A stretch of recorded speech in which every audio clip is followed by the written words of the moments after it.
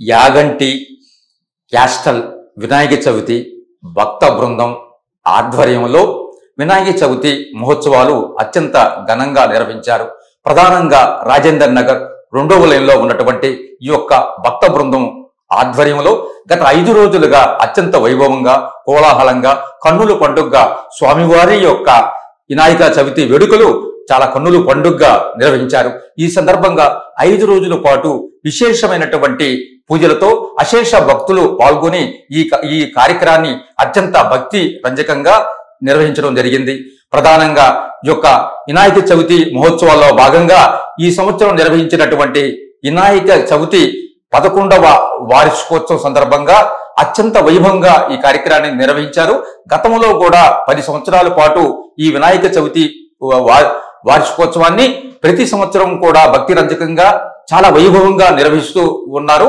దీనికి ఈ సంవత్సరం కొత్తగా మరింత శోభాయమానంగా భక్తి రంజకంగా ఉండేందుకు 5 రోజుల పాటు అనేక రకాలైనటువంటి కార్యక్రమాలు నిర్వహించడానికి శ్రీకారం చుట్టింది. అందులో భాగంగా తొలి రోజు మనకి లక్ష్మీ లత వారి యొక్క బృందం ఆధ్వర్యంలో స్వామివారి అన్నమాచార్య కీర్తనలు ఆలపించడం జరిగింది.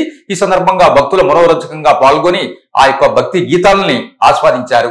అదేవిధంగా 2వ రోజు మరి ప్రధానంగా వెంకట సాయి ఆయన ఆధ్వర్యంలో సాయిబాబా భక్తి గీతాలను ఆలపించి భక్తుల్ని మనోరంజకంగా ఈరులు విందు చేస్తూ స్వామివారిని భక్తి గీతాలతో మైమరిపించారు. తర్వాత 3వ రోజులో భాగంగా మనకి ఇక్కడ భజన బృందం నేపథ్యంలో ఆల్ ఇండియా రేడియో సంబంధించినటువంటి భువనేశ్వరి అనే గాయని తన యొక్క భక్తి గీతాలతో శ్రోతలను అలరారించింది. 4వ రోజు ప్రధానంగా అపార్ట్మెంట్ మహిళా బృందంచే ఈ యొక్క భక్తి గీతాలను ఆలపించి అక్కడ ఉన్నటువంటి భక్తులందరూ కూడా రంజింపజేశారు. చివరి రోజు అయినటువంటి 5వ రోజు మరి స్వామివారి యొక్క నిమజ్జనంలో భాగంగా తొంబోల గేమ్స్ లో నిర్వహించి మరి విజేతలకు బహుమతులు అందజేయడం జరిగింది.